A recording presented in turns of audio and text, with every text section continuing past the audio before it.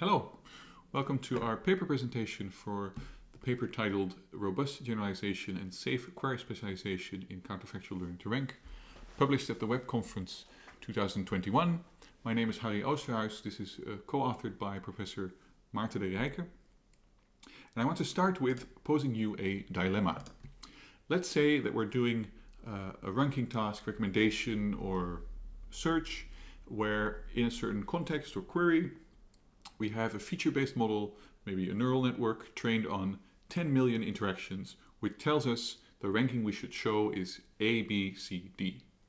However, when we look into the data set, we see that this ranking has been shown many times, and every time none of these items has received clicks, except for one time where item D received one click. Should we, therefore, place item D on top of the ranking the next time we show it to a user? Or should we trust the feature-based model? Think about what you would prefer. My guess is that you trust the feature-based model more than the one-click signal. Why? Because a single click is very unreliable. Clicks are very noisy, so if we're going to change our behavior based on a single click, there's a very high likelihood that we were making a wrong decision, that we're following noise instead of a real preference signal. So I'm going to ask you the question again, but this time there's been 10 clicks on item D instead of 1. Should we now change the ranking? What about at 100 clicks, or 1,000, or 10,000 clicks? Personally, I would trust 10,000 clicks to put item D on top of the ranking. My guess is that you agree with me, but the real dilemma here is what moment do we have enough clicks that we trust the click signal more than the feature-based model?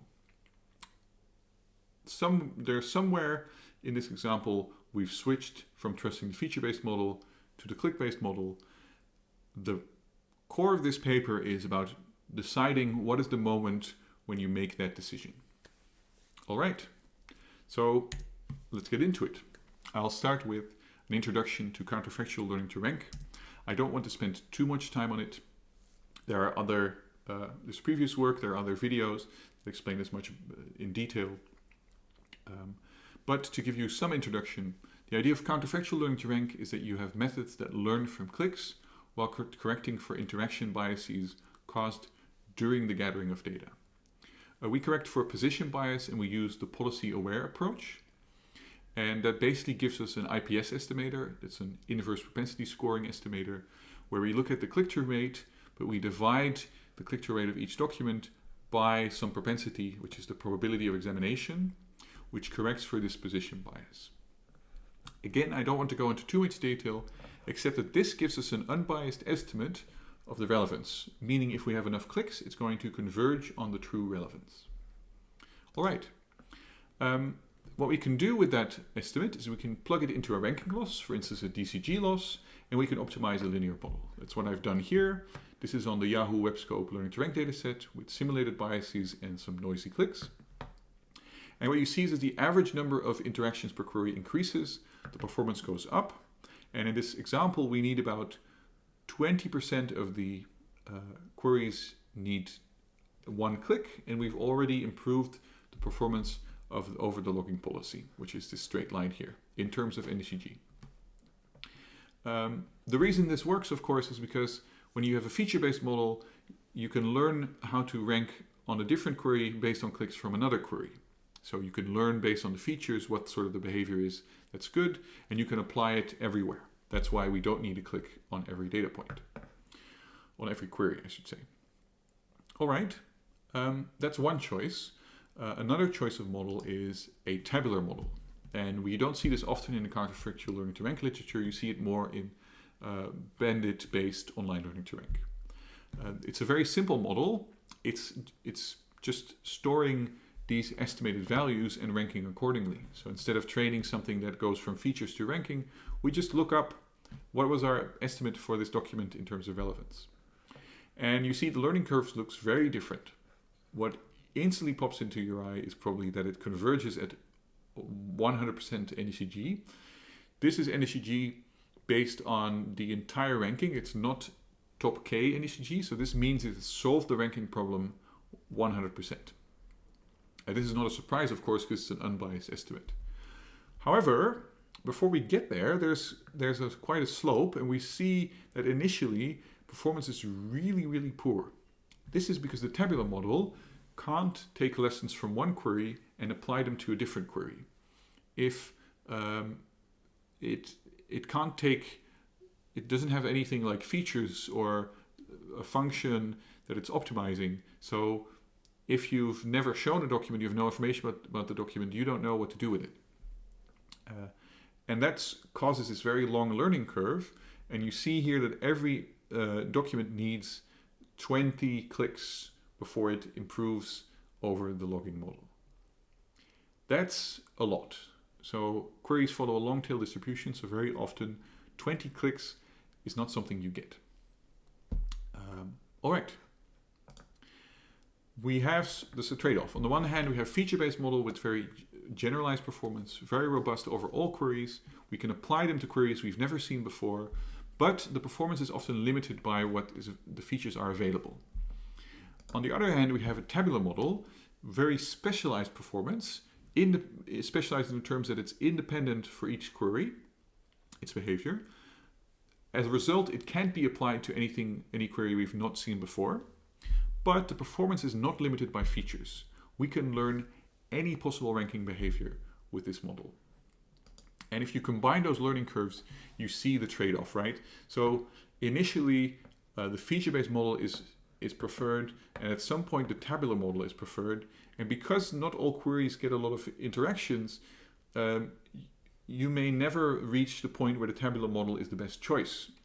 So somehow we want to get the best of these two worlds. What we want is some sort of maximization function over this curve. That's not easy, because the moment when this choice is made varies on a lot of things. For instance, if we increase the amount of noise, we can see that it lies at 1,000 clicks per query instead of 100 clicks. So it's not something we can simply remember. All right. The goal thus for us is, on the one hand, we want to have this safe, robust behavior of feature-based models, but we also want to have this high performance that converges of the tabular models. And we definitely want to avoid this initial period of detrimental performance that these tabular models have. So the first step is we need a way to safely choose between models, and we do that with high confidence performance bands. We follow previous work by Jagerman et al. From 2020, where they introduced the safe exploration algorithm. What we realized that you can apply this algorithm for any choice of models. What it does is, first you have the estimated performance, and then we calculate bounds around these models, around these performance curves. These bounds, for instance, can indicate with 90% certainty, this is a parameter you can set, that the real performance is in this area. So this is our estimated performance. We know the real performance is with 90% certainty in this area. Now, to make a safe choice between these models, we only have to look at the moment where these bounds no longer overlap, which is right over here. And now we can compute with 90% confidence. You can do the exact computation, of course, but let's say it's just 90% confidence that the blue model is better than the green model. And this is very safe. So we can make a safe decision in this way. However, we realize that this approach, while applicable, is very inefficient because it uses two bounds to make a single decision. So we introduce a new approach where we don't bound the performance of each model, but only the relative performance, or the performance difference, I could say. So we look at the difference between these two curves, the difference in performance. For instance, here we have a negative difference because the blue line is worse than the green line. And then we take a bound on that difference, or that estimated difference, I should say.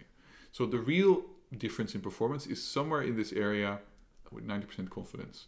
And as we get more data, of course, this difference is going up. And we can safely choose the moment where the lower bound is greater than 0 as the moment where we are 90% sure that blue is an improvement over green. which is right here.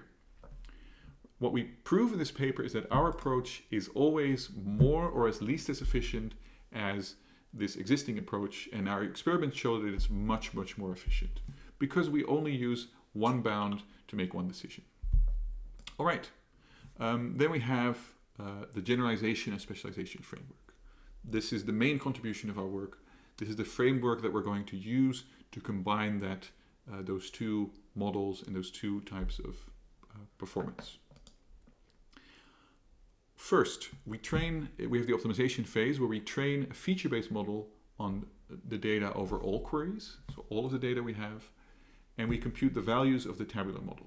So we train both this feature-based model and the tabular model, where, and then when we have the serving procedure, so when we actually get a query and have to do ranking, we choose between the logging policy, the feature-based model, and the tabular model. First, we choose between the logging policy and the feature-based model according to performance across all queries. So we look at all of the data and we estimate on the entire data set, is the feature-based model better than the logging policy? If so, we choose the feature-based model.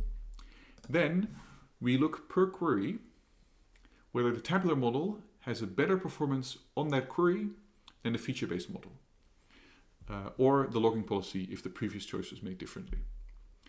So the idea is that for a single query, you can follow the tabular model if with high confidence the tabular model is better than the feature-based model for that query. Otherwise, we'll take the safe choice, which is usually the feature-based model or the logging policy. Here's the visualization to make it a little bit more clear. On top, we see the logging policy and the users. Their interactions, of course, create the click data that we have. And we're going to divide this click data per query. So we have 5 queries in this example, and we've divided the click data for these 5 queries. We trained a feature-based model on all of the data. So the feature-based model is trained on the complete data set for performance that generalizes well. Whereas we train the tabular model, it's not really training, it's more computing. And we can see this as having a separate model for each query because the behavior of these models are completely independent. So you can see this as having trained 5 specialized models, each specialized for a single query. And then we use the bounds to make decisions between these 3 choices. First, we look at all of the data and we look at the generalized performance to choose between feature-based model or the logging policy. Then, per query, we look at the winner of the previous choice, let's say the feature-based model in this example, and the specific specialized model. So for query 1, we compute the bounds on the difference in performance between the feature-based model and the specialized model for that query. And we see that in this scenario we have a lot of data, so it's very likely that the specialized model knows what to do here and is actually the better choice than the feature-based model, so we deploy that. But for query 2, we have very little data. So now it's much better to trust on this feature-based model because it's a safe, robust choice. Whereas the tabular model probably still has its detrimental performance. And we continue like that for every query. So we have these 2 choices. For each query, we have 3 choices actually. And we use the bounds to make conservative choices between them. All right, let's take a look at the results. The same graph you've seen before. Now I've added our framework with different bounds. So the red line here is no bounds. This is a 1% confidence level, 50%, 75% and 95% confidence level. And we see that it combines, all these lines combine the initial safe performance and the high convergence, high performance at convergence. When they choose between these models depends on their level of confidence. In this scenario, it looks like using no bounds might as well be the best choice. However, if we increase the level of noise, we see that if you're not using bounds, can have you make mistakes. Whereas having only a single % level of confidence can already avoid all of your mistakes. All right, to conclude this talk, we've seen that you can choose different models with different advantages and different risks. Feature-based models for robust generalized performance and tabular models for specialized high performance at convergence, but initial period of very detrimental performance. We've introduced a generalization and specialization framework to combine these 2 sides We optimize a model for generalization and another for specialization, and we use performance bounds, high confidence bounds, to safely choose between these per query. Our results show that we can have both robust generalization and safe query specialization in counterfactual learning to rank. Our code is available. Here are my references. I want to thank our sponsors, and I want to thank you for watching.